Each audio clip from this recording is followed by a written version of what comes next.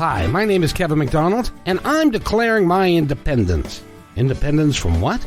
Why, negative thoughts and energy, of course. Chief among them, hate, division, and fear. You see, I know that we're all one, and together we can solve any problem, save our planet and each other. Please, join me as we come together as one and choose a better way to be. So now, let's begin with my independence report.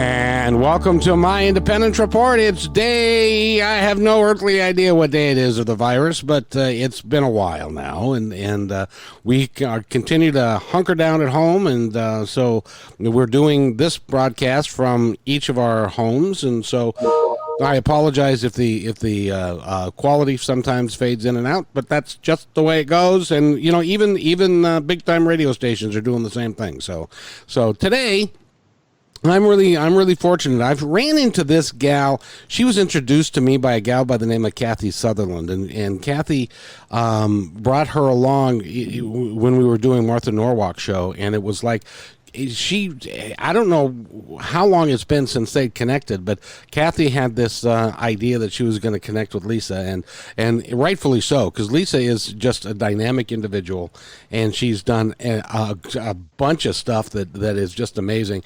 And we've got her for the entire hour, so I hope that you'll stay tuned and listen to her, because she's got a lot to say about overcoming obstacles and adversity and leading her best life. And she is in the middle of accomplishing all of that. Matter of fact, yesterday she did something even more extraordinary, so we have more to talk about. So with that, Lisa, how are you today?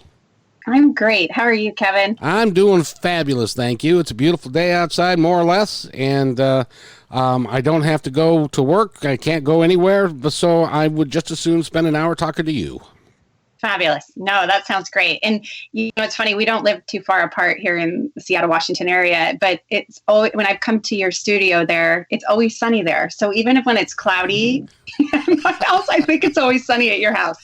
It seems to be. It really is quite nice. I enjoy it. So that's awesome. Very nice of you to say. Now, when we first met at on Martha's show, and you started relaying your story, it's like, well, first of all, let me paint the picture for you, because you can't necessarily see Lisa, but Lisa's a very attractive woman. She's very effervescent. You can see the sunshine in her eyes and in her smile.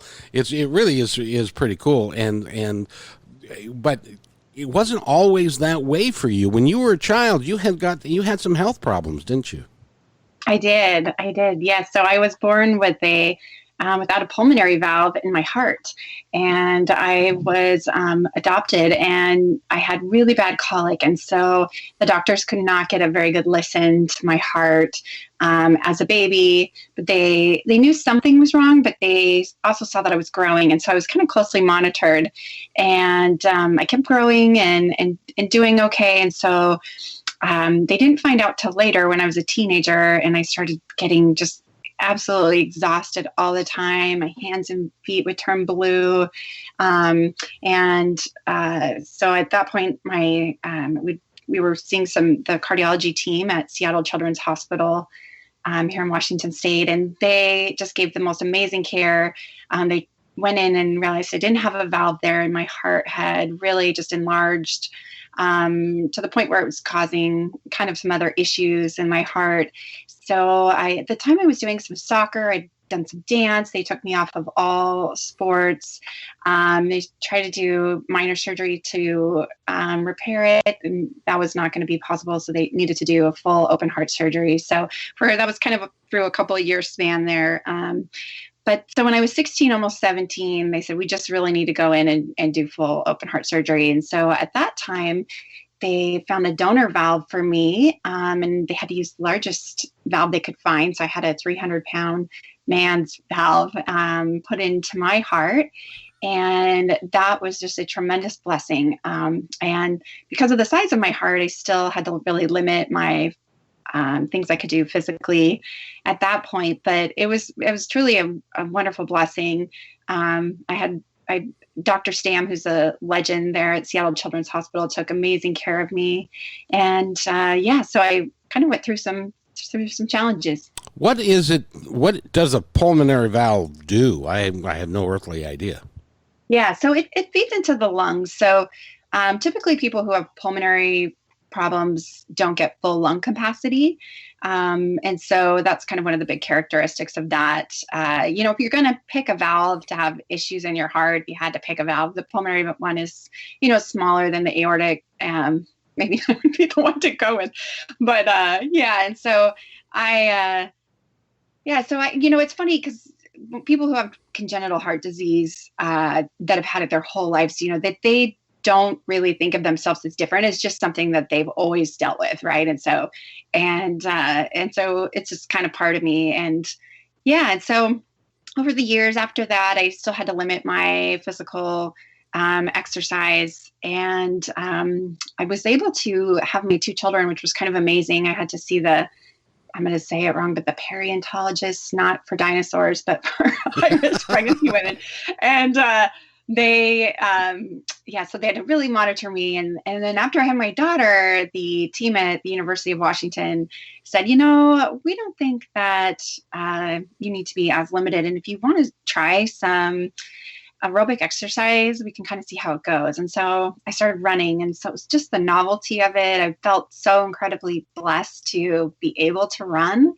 And I started running long distance. And so this was 11 years ago. And since then, I have ran 25 marathons, 3 50Ks, and I was training for a 50 miler before they took it away with COVID. And I was at the height of my training, just like grinding my hips into dust. And but anyway, so it's been just a tremendous journey. I run with my dog, my Siberian Husky, Sika. He just turned 11 yesterday, and he and I still run 50 miles a week together. I mean, he's a beast. He's awesome. And he can run much farther than I could. I won't be the person to find out how far this dog could run. But so it's quite a blessing for me. And so just the novelty of being able to run, it's still, every time I get out there, I'm just super grateful. Well, how is the 300-pound man doing? Yeah, so I had to had a couple of small heart surgeries, and then another full open heart surgery. It was almost 7 years ago because that valve had worn out, and that happens, for people who have worked on their valves that worn out. And so I needed to get a new valve. And so now I still have part of his stent. And then now I have a pig valve, and I asked the doctors if they could please find a very fast running pig, because I wanted to I'm just joking. The pig, I don't, but I'm very grateful to have that valve. It was interesting though, for me. It was a little bit emotional. I asked them, I'm like, what are you going to do with that valve, the replacement valve that I'd had from the donor? And they're like, well, we're just going to take it out. And I'm like, I felt really emotional about it. And I don't know if it was having part of that tissue in me or just going through the open heart surgeries, but I felt like aspects of my personality kind of changed a little bit. And so it was pretty emotional. I was super grateful for that person and for them being a donor, for me to have that. And so it felt kind of a little bit sad in a way to just kind of toss it out. And it's funny, the surgeons at UW, he was University of Washington, he's like, no, it's worn out, like we need to take it out. I'm like, okay, it's interesting when it's become kind of a part of you. Sure. And and so it's interesting, people who've gone through having organs or donated that are in their body, they often have kind of a connection to them. Now, do you know anything about the donor at all? No, there really wasn't a lot of information that was left for that. But somebody just on their driver's license had checked the box that they wanted to be an organ donor. And I would just like to remind everybody that since this gentleman, although he passed in the process, or shortly before, and they were able to harvest. I don't know if harvest is the right word. That's a word they use, but it's kind of like harvesting corn or something. But if you have the opportunity, please check that box so that your life can account for something else after you're done with your body. That would be awesome if you could do that, because it obviously helped Lisa and it helped her have a couple of kids. That must have been a little scary for you. You weren't able to run or do anything, but having a child, I've seen that process. It is body changing. It is. It is. And, it's funny, after my daughter, they were like, okay, no more. The cardiologist was like, it's too much, because it does put a lot of stress on your heart. And so, but it's such a blessing that I have my two kiddos and, so my, heart issue, was not, hereditary. So just kind of a weird birth defect. So my kiddos have healthy hearts and, it's funny, just as you growing up with it, you're just like, okay, this is just who I am. It's just part of me. I've got lots of scars going all which way. I joke that I've got like a cross on my chest. I've got a horizontal scar and a vertical scar and then smaller scars. And you've got a roadmap. Yeah, I know, exactly. When I was younger, it bothered me. When I was like 16, I was kind of worried about it at the time. And now it's interesting. Now in my old age of 42 years old, I feel that it's just kind of part of who I am. And I'll occasionally have somebody say something to me. It's funny because I forget that I have these scars because it's just part of who I am. And I was wearing a swimsuit. We were Venice Beach in California, and this lady walked up to me and she's like, "You're so brave, just to be out here with your scars." And I had to kind of like look at her twice. I'm like, what is she? Oh yeah. It's not, and to me, it's not brave. It's just, it's just part of who I am, part of my skin and part of my body. And yeah, so it's actually a badge of honor. Because you've gone through so much, and then to be able to start running and participate in marathons and to do all that's extraordinary. Thank you, Kevin. Thank you. Yeah, it's really a blessing, and so it's interesting. It's definitely affected a lot of aspects of my life, and sort of what led me to my company that I have that's called Girl Power Sport. We're at girlpowersport.com, and my company is all about encouraging goal-driven and active youth, and we manufacture activewear, and that's all made here in Washington. And through that, I have a heart is my logo, and it's all about just, beating the odds, setting a goal, figuring out how to overcome that. And so it's sort of my story and my company's story is all one. And so it's kind of become my mission. And through that, we donate to charity, and we rotate the charities that we're donating to. But we often are giving to Seattle Children's, to the Cardiology Fund, and they love that we give back. And the Seattle Children's they love it. They love to follow their patients and see what they're doing, and so it's a great thing to be able to give back to them.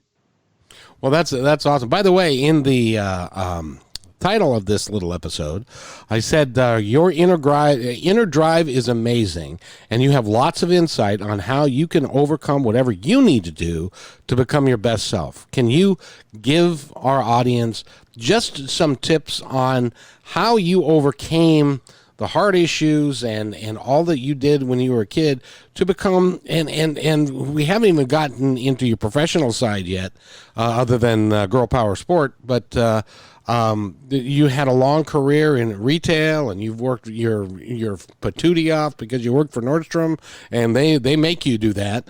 What advice do you have for our listeners? Yeah, it's interesting. I think that through the struggle, you realize what you're capable of. So whatever your struggle is, you can use that to fuel you. And so I think I found a way to be able to do that. And so it's funny. I'm kind of old school with working out, and it's like no pain, no gain. And so you really, and even in, it's like you have, even if you think of it in a religious sense, you have to like go through the crucifixion before you can get to the resurrection. And you just have to find a way to be able to work through that and to take that and find a way to help you move to your goal. And so I think, that can be done in any aspect, whether it be business, fitness, your health, And if you're trying to, anything you want to accomplish, that if you're able to take that pain and that, and really look at it and really examine it and be able to push forward, you can do anything. How is it possible that you could do all that? Because there are people that, when that happens to them, they're suddenly sad and they don't work through it. How did you do it? Well, and there's been hard times for sure. And one thing that's kind of interesting about heart patients is that they often have anxiety, and there's a lot of studies being done right now about that. With, I think UCLA is also doing a study in University of Washington, because heart patients tend to have more anxiety, and maybe it's the surgeries that help contribute to that, but it's there, and it's a real thing. And so, I think I would probably be described as somebody who has like high functioning anxiety, where I'm able to do things, but I still struggle. And so, that's hard too. That inner voice that's telling you, I'm just so worried about this, or I can't do this, or I can't do that. And how can you overcome that and be able to look at it in a different way? And so I think a lot of my journey is like, okay, let's look at it in a different way. And then also it's sort of, that was sort of my lot. Like, I was born like this. And so there, I had kind of two choices: either just, sit back and go, okay, I can't really do any of these things, or, you know what, I can do maybe not, I might not be the fastest runner, and I'm not the fastest runner at all. I'm like I'm like the tortoise and the hare. I'm like the slow and steady runner, but, I may not be the fastest, but I can, I can persevere and I can do it. Right. And so finding a way with what you've got to really, push yourself is amazing. So it's interesting. There's another cardiology patient at University of Washington who sees the team of doctors that I see, and he has a very similar heart that I do, and has kind of gone through the same challenges, same pulmonary valve and everything. And he lives in New Mexico, and he's a cyclist. And so he's really overcome the odds to become a cyclist. And when he has his appointment here in Seattle, so he lives in New Mexico, and when he has his appointment at Seattle, Washington, he rides his bike. He rides from New Mexico. Holy crap. To the University of Washington for his appointment. And, it's interesting because if the cardiology team was telling me that when you look at his stress tests that they do there at the hospital, and you look at mine, they're really similar in that because of our, lung capacity and what our hearts can do, we can't push super, fast, but we are super steady, right? So endurance athletes. And and so same story for him, it's like mind over matter. And it's also what he's grown up with too. So it's like, okay, this is what I can do, and I can push myself, and I can overcome. And I may not be the fastest cyclist out there, right? But I can still set my goals, and I can still accomplish them. Well, I wanted to ask you because I've had an abundance, and when I say an abundance, I mean a bunch of surgeries. I've had my hips done. I've had stomach surgery. I've had elbow surgery. I've shoulder surgery, but I've never had anything like heart surgery. That is scary. There has to be a spiritual component to you that allows you to go through that and to come out the other side. Because that would be, because there was a real chance when you had open surgery that you weren't going to make it out alive. Yeah. Well, and my first big open heart surgery, I was 16, and so it's interesting as a teenager. I don't know. You don't think about death the same way you do as an adult, right? You feel like you're like invincible. Yeah, invincible. And I knew, I was like, oh, I'm going to be fine, and so so I think it's interesting. It's been more of a challenge later in life. So my last open heart surgery, that was almost 7 years ago, I had 2 kids, and I had more to lose, in a sense that I was like, okay, I have to be okay to take care of these little people, and I need to, but even then it's interesting. I think, even with, we're recording this during COVID, and I would be high risk if I did get the virus. So it'd be kind of unlikely that it would hit me, I would get it because I am so healthy right now. But if I did get it, I would be high risk and I would have to stay in the hospital because it could infect the hardware that I have in my heart. And so it's interesting with that going on. I'm not as scared of death as a lot of people are. And I think maybe because when you've had to face it, when you've been kind of maybe closer to it than other people, it's like, okay, that would be just the next chapter. So in a sense, it's not as scary because you've had to kind of face it. So, and you, Kevin, who's gone through all your surgeries too. I mean, you have to face that fears too. And so it's like, you just have had to kind of overcome and persevere. It's interesting. And you were part of this particular episode I'm about to address, as was my sister and a couple other folks. And I truly believe that, and what I'm talking about is we had the opportunity to interview John Edward. He's a psychic medium, and he's world-renowned for what he does. And I really believe, honestly and truly, that what he talks about is real, and it's true. And so, even if it's our time to go, we're not really gone. We still continue on in some manner or form. Now, I know that you had the opportunity to talk to John. What did you think? Oh, yeah, I was amazed. He's so intuitive. He had some amazing feedback on my daughter. That was all completely true. And yeah, I feel like I'm a pretty intuitive person in general, but I felt that from him. I mean, it was pretty amazing. And even, when he talked to your sister and the other guests that we had on the show, it was the same thing. They all had that same kind of experience. And yeah, I mean, it's such a blessing to be able to kind of have somebody like that to pull in those connections from the other side. And just it was a really amazing experience. There's sometimes questions just pop up and that have nothing to do with anything. And this is one of those questions because we're talking about a little bit about spirituality, a little bit about death, a little bit about what happens on the other end stuff. I want to ask you, why are you here? Yeah, that's a good question. And I feel that I'm still figuring it out. And I joke sometimes, and sometimes I feel like, I don't know, maybe I'm supposed to be on a different planet. No, this is the one for you. I know, right? But yeah, so no, I feel that my mission is to share kindness and light. And I don't always do that every day. You can interview my children. They will say that I'm not always kindness and light.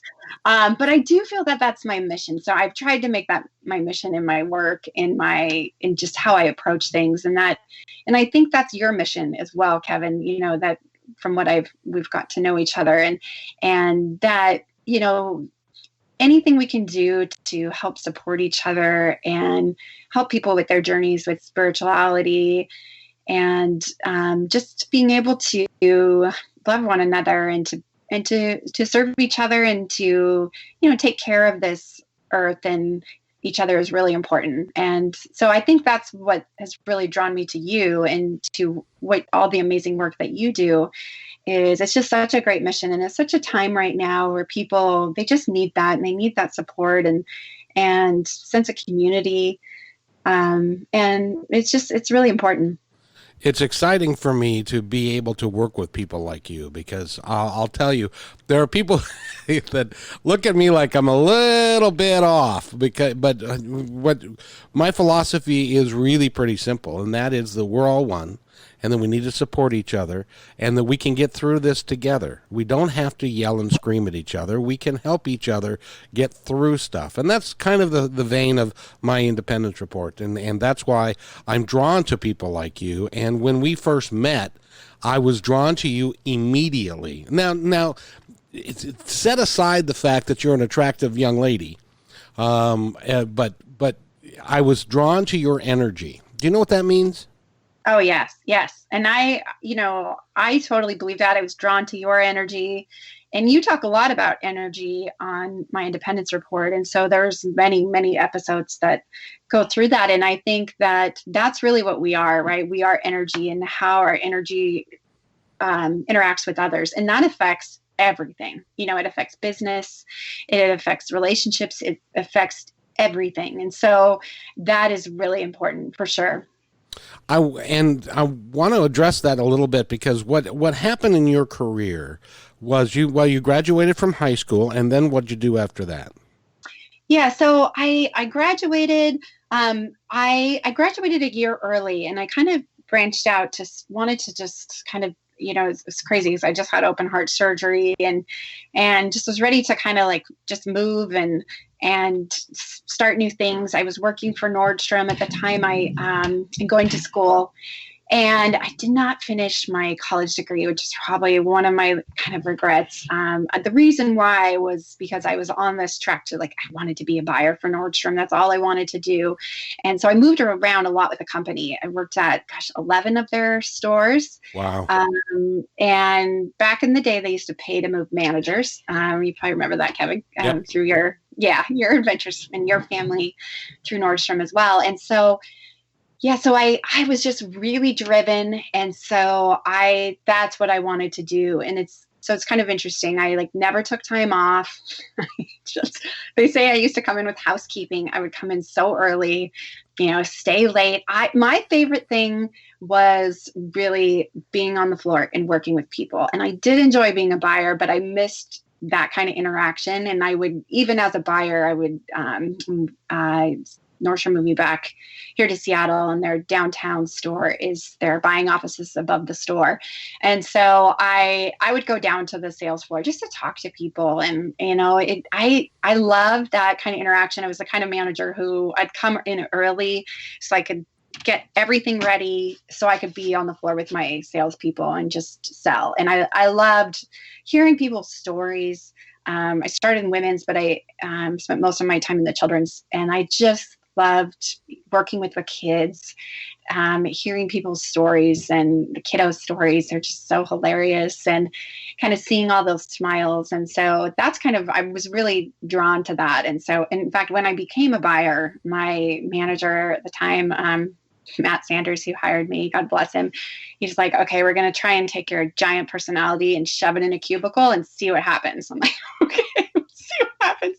And so, yeah, so that, and I did enjoy buying, but my main love was just working with people.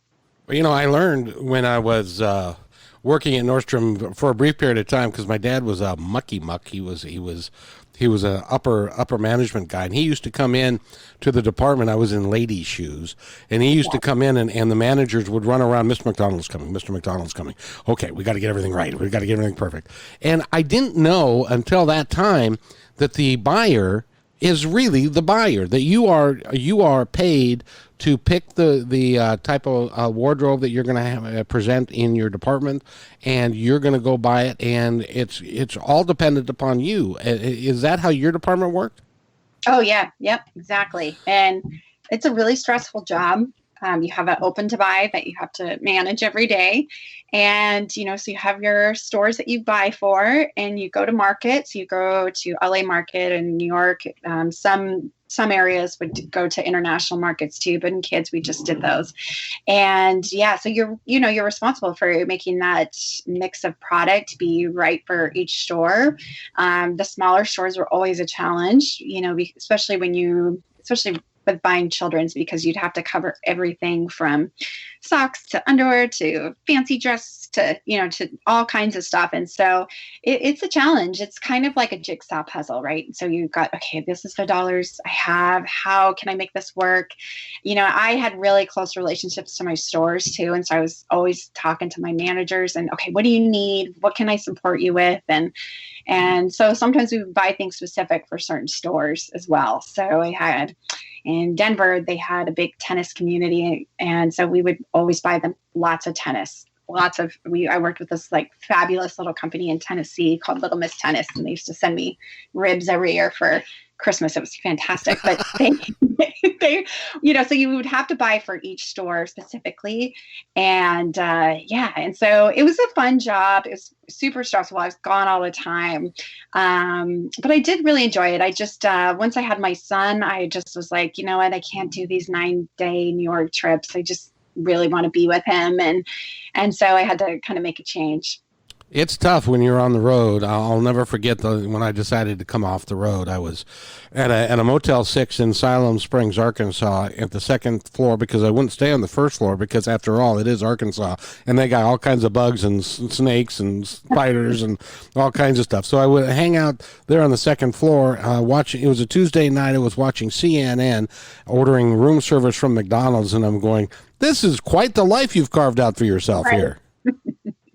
And it's hard on the road, right? Kind of lonely, and it's a tough gig. Well, and also about that time we had the great big earthquake here, and I couldn't get through to find out if my family was okay, and it was like a 7.0 or 6.9 earthquake, which is significant. And I just decided at that point, and besides, I had a 12-year-old and a 9-year-old, and it was like, no, I need to stay home and be with these kids and to help them, sort out their life and stuff. So I understand it's a tough thing. So you decided to leave Nordstrom. What decided you to embark upon a entrepreneurial career? Yeah, so it's kind of interesting. So after that, I did some things on the side. So I nannied. I did some. I worked in the restaurant industry a little bit too on the side, which I loved. And that's interesting because that's kind of one big connection with you and I. I mean, I honestly, like, my most favorite job, probably just out of being fun, would be bartending and serving, because it's like you get to be a different actor every night, and it's different people every night, but so I would do that on the side too. I could, when my kiddos were really little, after they go to bed, I could go in and helped with some wine buying and wine selection for this great little place. And so I did some things on the side, and it's funny, I often go back to that because it was just, it's a kind of a magical time for me. I love the physicality of working on your feet and serving people. I love it. And so after that, we'd had like this huge snow in Seattle. Gosh, I was kind of struggling a lot financially, but at that point I was divorced with 2 little kids and like working like 3 jobs and trying to figure everything out. And I'm like, okay, I just need to go back to buying because I'm good at it and I can make decent money.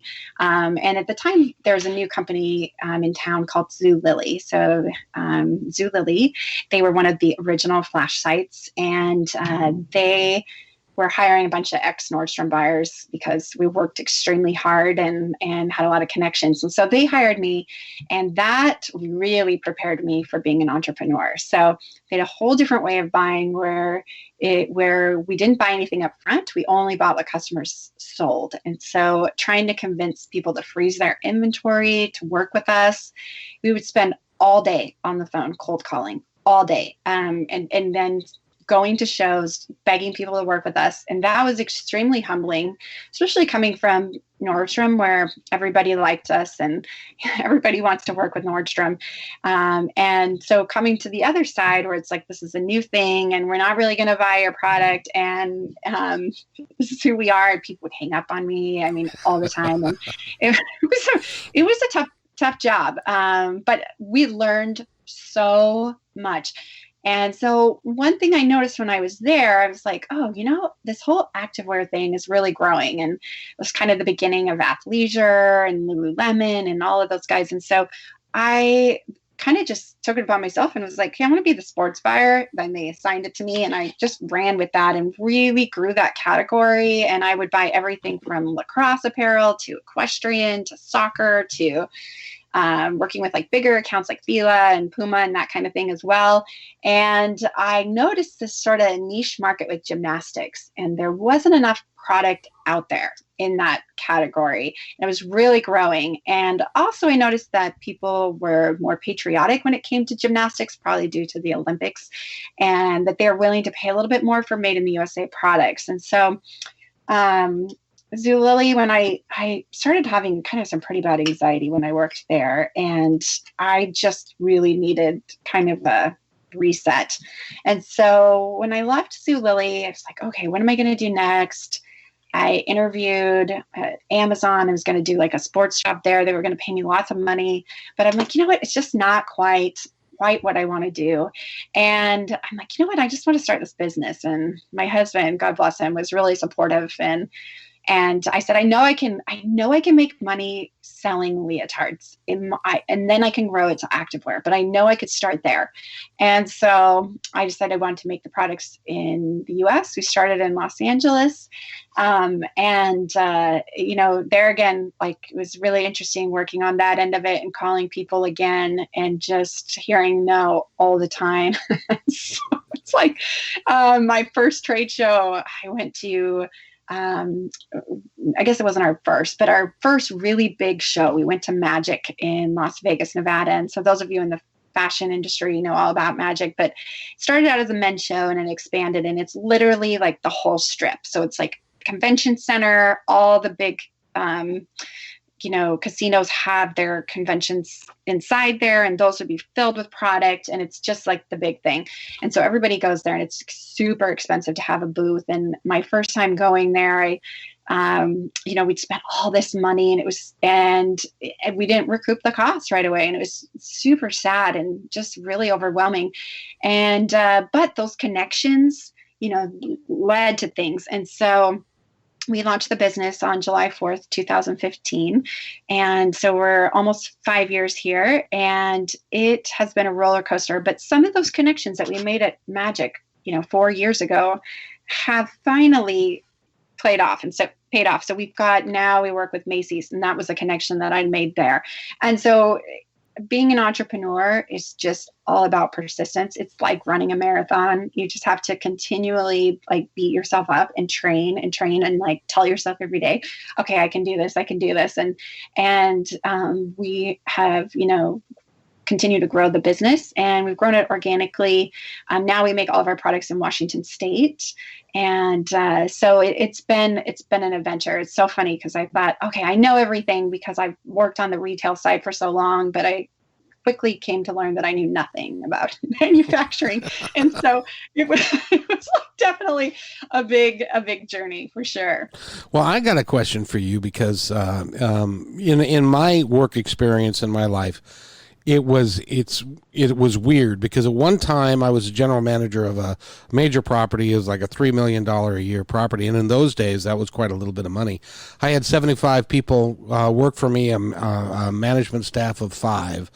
And I was the guy. If you needed something, you came to me. And if you had a problem with the manager, you came to me. I was the guy. And just like you were when you were traveling to New York on behalf of Nordstrom's, and people were taking you out to dinner, and people were excited to see you because they wanted to sell their product line into your into the Nordstrom family. And then to go from that, I went from having all these people that reported to me to being a salesperson, and nobody gave a damn about whether or not I lived or died. Yeah. How did you handle that? Because that's tough. Yeah, that's tough. How did you handle it, Kevin? I mean, that is tough.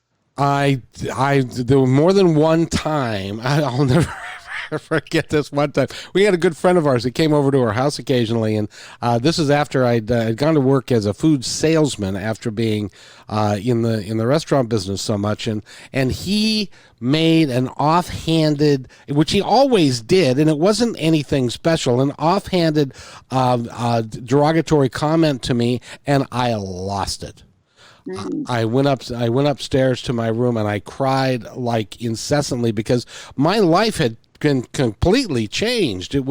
I was the guy, and now nobody cared whether, like I said, whether I lived or died.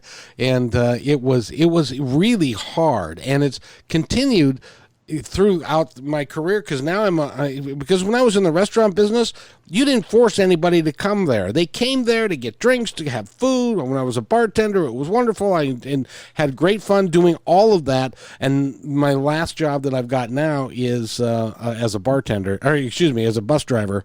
And nobody cares. They just want to get to where they're going, and they don't care about you in any way, shape, or form.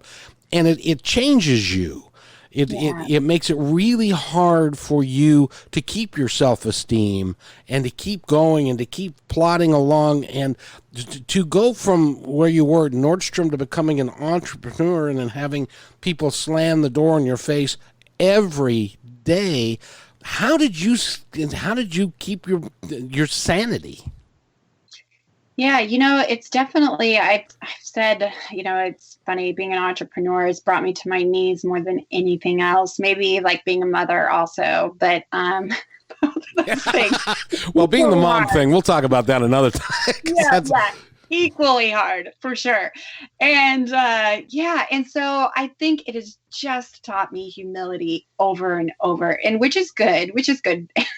But it's definitely, I guess I like torture. No, I don't know. I mean, it's, but yeah, it definitely, you have to be able to brush it off and go to the next thing. And I think that is the hard thing. You can't let it, like when you get that rejection, you can't let it really get to you. And we've had some rejections. I mean, probably my most painful, hands down, was, I feel like I grew up at Nordstrom, and I just love the company. And so I worked extremely hard to get my product into their stores. And I like funny stories, like sneaking samples into the building and all kinds of stuff.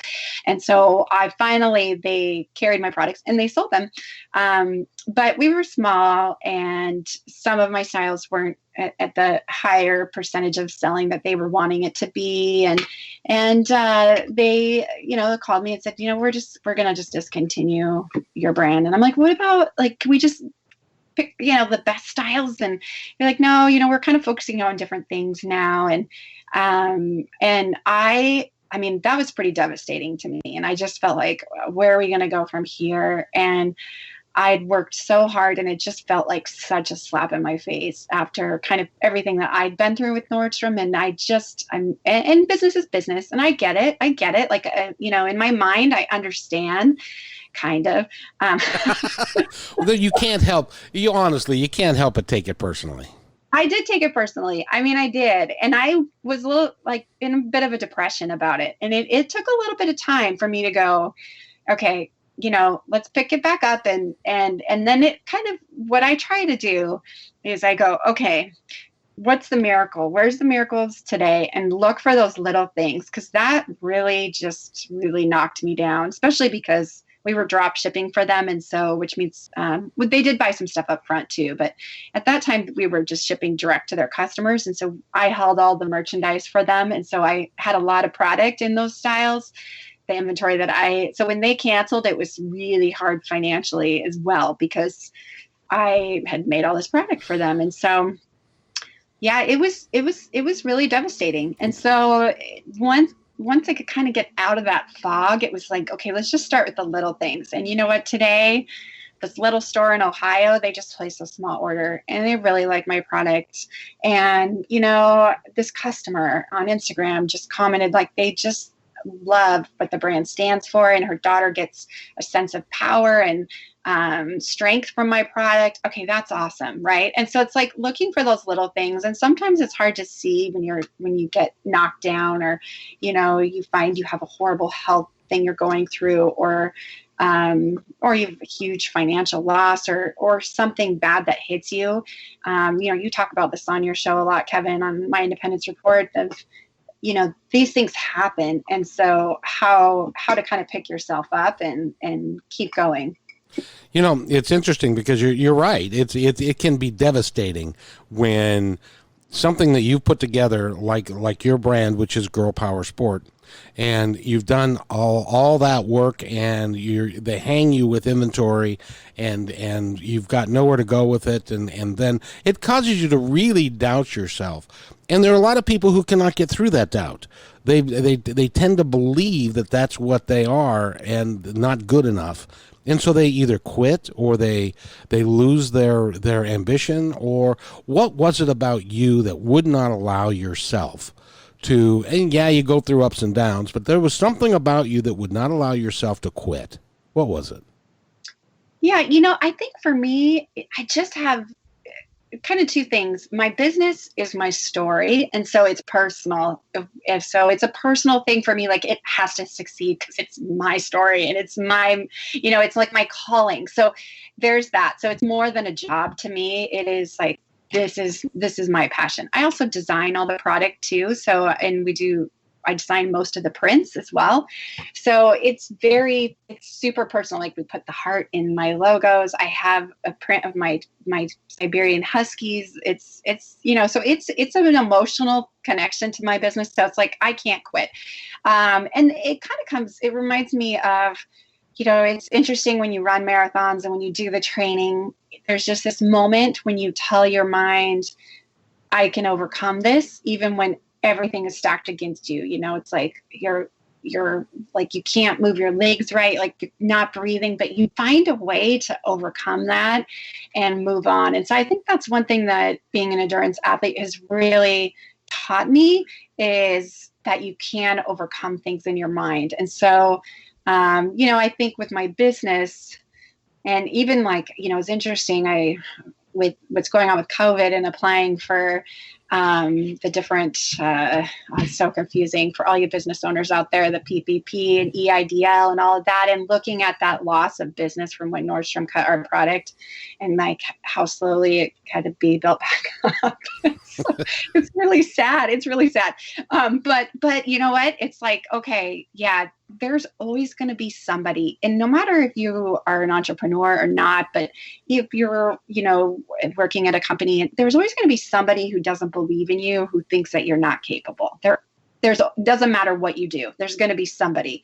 And so, you have to be able to like tell yourself, no, that they're not right. Right. So it's like, okay, it might not have been right for Nordstrom, and I actually still think it is, but that's okay. But they,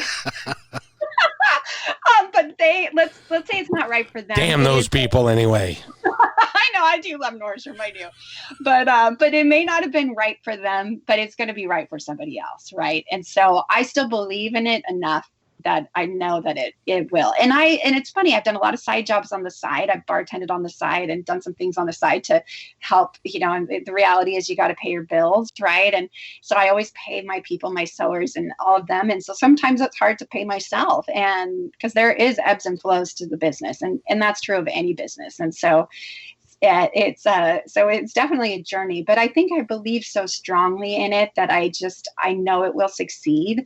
And, I think I listen to a lot of inspirational people like My Independence Report and Tony Robbins, and Mylett, those kind of people that, they talk so much about businesses quitting before they actually get the momentum going. And so, yeah, it's an interesting thing, and there's only, I can't remember, it's like less than 3% of women-owned businesses reach over $1 million in revenue. And, I think a lot of that is like what we think we're worth. And so that has been kind of my emotional sort of struggle, is to go, okay, I'm actually worth success, right? Like, I deserve to be successful. And that's been a hard thing, because I think I can be really hard on myself. And I think most people are hard on themselves. And so it's like convincing your mind, no, you know what? I deserve to be successful. Right. And, you've had a lot of ups and downs in your radio career. And so, yeah, it's same for you. It's just like telling yourself, no, I have a voice and people want to hear me.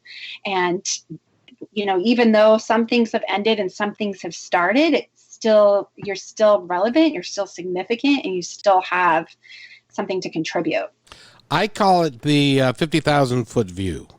And let me explain what I mean by that. Because now that, you see, I've been around the planet long enough, and I've had ups and downs but I can see how in the greater scheme of things it has all been put together.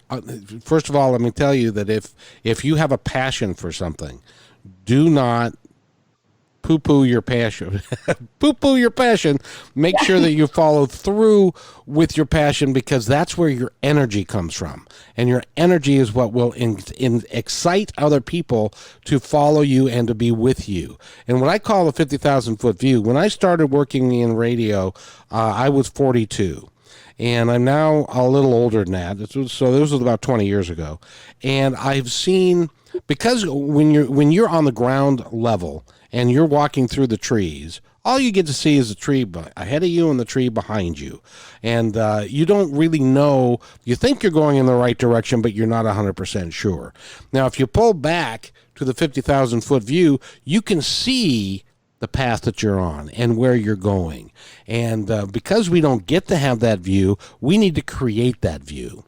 Yeah. We need to believe that where we're going is where we need to be, as long as you have integrity and you have the desire to do the right thing by yourself and with other people, and you are doing something of a positive nature, at least in my opinion, that will get you to where you're going. Because the other day, this is a closely guarded secret that my family doesn't even know.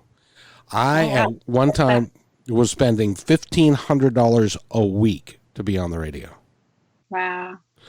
And I was doing that because I felt so strongly. And if you go back to listen to some of the older My Independence Report, which is actually from Positive Talk back in 2003, 2004, there are some really quality shows with some really interesting people that had great things to say, and those messages are timeless. Yeah, timeless. And they're just as relevant today as they were back then. But so it's the 50,000-foot view, and with the passion, and you've got that as well. You know where you're going. You can't see it because you can only see the tree ahead of you, but you know that once you get past that tree and past the next one, eventually you're going to get to the meadow, where it's going to be sunny and it's going to be bright and it's going to be successful and it's going to be exactly what you want. And that's the energy that you bring to what you're doing. Okay, I'll get off my soapbox now. No, that's so true. It's so true. And I think, so often we get so stuck in you can't see that far ahead, right? And so it's like, okay, yeah, you can't, it's so far to the top of that mountain, but let's just concentrate on getting to that next tree or that next rock or that, give yourself some room there and make those goals that are attainable so that you can keep going on that journey. Because sometimes when you look at that big giant mountain, you're like, oh my gosh, I don't know how I'm ever going to get there, right? But if you can kind of break it up, which is what you do, Kevin, right? And so, yeah. And what you do, because when you were at the beginning at the starting line of a 50-mile marathon run, I still don't know how you do that. At the starting line, you're going, I've got 50 miles to do. Well, you can't do 50 miles all at once. You do it one step at a time. Yes, exactly. One step at a time. Yeah, it's funny. I coach cross country in the fall. I've coached my poor kids. Like, my son is going to be in high school next year, so he'll actually have a different coach. He'll probably be thrilled. But and so that's what we teach the kids too. And I love coaching kids because you always get kind of a mix. And so I coach for their school, and so the 4th through 8th graders. And so some of the kids come in and they've literally sat on their couch all summer, and their parent just signed them up for cross country, and they don't actually want to be there, and they're super out of shape. And then you have the other kiddos that are like amazing athletes, and they're doing cross country because it just helps their other sports. And so it's quite a combination, right? So you got to train them all. And I just love, the couch kids to running. It's so great because kids are able to kind of grasp it a lot faster than adults are, and kind of get over that and go, okay, you know what? And I'll say, okay, you and I, we're going to race to that next spot. And then we race to the next spot. And it's like just getting them to pick those small goals. And kids are great at that. They can go, okay, yeah, I can do that. No, I can't run a whole mile, but I'm going to be able to do that. And then once you do run the mile, they're like, wow, I did that. And kids are also great at going, kind of giving themselves permission to say, wow, I accomplished that. Where we as adults often go, okay, I ran that mile, but you know what? I walked part of it, and I'm like about to die, and I can't do it, but I did it, but I don't know how, right? Like, so adults will where a kid will go, oh my gosh, I finished it. Great. And so, it's so amazing to me to just kind of see that. And we can learn so much from children of how to just really kind of be, excited and jump into something. I'll tell you, Lisa, by the way, we're talking with Lisa Fairman. She is the owner of Girl Power Sport, which is located in Seattle, Washington. If you're looking for some apparel, you can go to girlpowersport.com. Is that right? Yep, that's right. And we do children's sizes 4 through 12. We have kind of a generous fit, and it's really great prints. Everything is made in Washington State by women who are passionate about encouraging goal-driven and active kids. And I'll tell you, but you being a coach, you'll recognize this, is that there are kids who you have coached who will value what you taught them, and the morals and the positive attitude that you bring to it for their entire lives. My little league baseball coach, who has been gone for a long time now, had a huge impact in my life. So I applaud you for coaching. That's just awesome. Thank you. I really encourage everyone out there. That's just the best way to get in shape and kind of push yourself, is get out there and help coach kids. It's funny. I coached soccer also. And so this last season, it's like all the kids, they were just really hard to corral, and they were kind of crazy and just okay, focus, and I was at the gym one day, and this lady, I was on a spin bike in a spin class, and she said after the class, she's like, wait a minute. She's like, I think I know who you are. She's like, do you coach girls soccer? And I'm like, oh yeah, I do. And she's like, oh yeah, I see you. And in Issaquah, I walk my dog every day when you're practicing. And I'm thinking, oh no, she probably hears me yelling at the girls. And she said, you know what? She's like, you're a really good coach. She's like, those girls love you. I'm like, really? And they're all this preteen, teenager age. And so I was like, oh wow. And she's like, yeah, no, they really look up to you. It's so awesome that you do that. And she wasn't a mom, or she wasn't part of the team or anything like that, but she just was somebody walking by. And so I think those are those little things where you go, oh, I can make a difference. And so, and even in all aspects of your life, you never know who's listening, who will be touched by it, and so it's great to serve others. And that was one of the reasons why I continue to do this, because they're listening to people like you. There are people that will listen to this podcast and they will go, she is an extraordinary human being, but I can do that too. I can really, if I put my nose to the grindstone and I really work at it, and I can follow my passion. And it's extraordinary what you can do just by being who you are. Yeah. And it's funny because it's I don't feel like I'm extraordinary at all. And so that's the point, right? It's just finding that voice inside yourself and listening, really listening. And I think, a lot of your podcast, Kevin, it's all about kind of listening to that inner voice, and whether that voice, can help you financially with your jobs, or with finding spirituality, or finding peace. If you can listen to that voice, it knows. I feel like most of the time we know in ourselves what to do. It's just that we don't stop to listen. We don't appreciate that voice that we hear, so we stop listening to it, or we poo-poo it. And then the one thing that just drives me absolutely crazy is that when somebody who does something extraordinarily well, they downplay who they are by saying, oh, that's just easy for me. I can do that. That's just easy for me. Well, it might be easy for you, but it is extraordinary what you can do and how you can help others learn how to do the same thing. There's tons of examples of people like that, you being one of them. And that's the energy that you bring to this podcast, to your life, to your, I don't know. Let's see, you are an entrepreneur. You are a mother of 4. You've got a husband to take care of. You've got a house to take care of. You got a dog. You coach in the fall and you coach in the spring. When do you sleep? And you're a marathon runner, by the way. I know.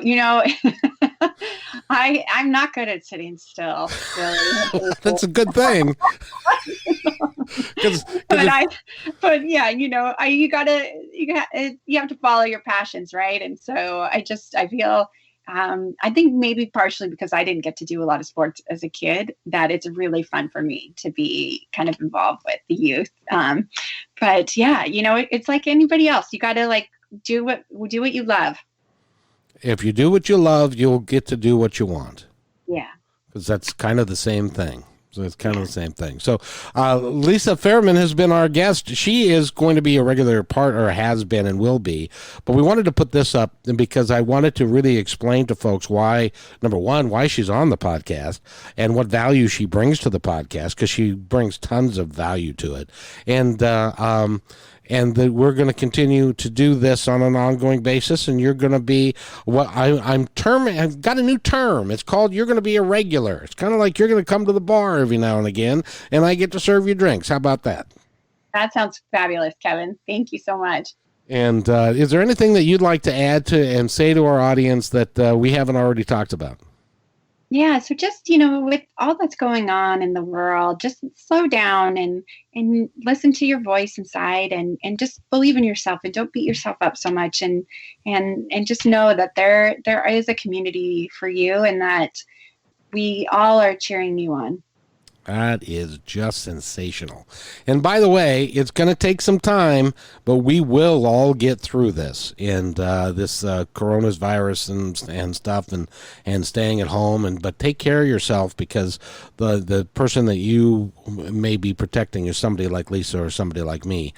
Because if I get sick, I know what's going to happen to me. So... but if you have anything that you'd like to say, you can drop us a line at My Independence Report and talk to us and give us a comment, give us a like. That would be just wonderful if you'd like to do that. Lisa, it's been a pleasure, and it's every time I talk to you, you uplift my soul. Likewise, Kevin. Likewise, thank you. So you have yourself a great day. It's been great fun talking to you, and we'll see you next time on My Independence Report.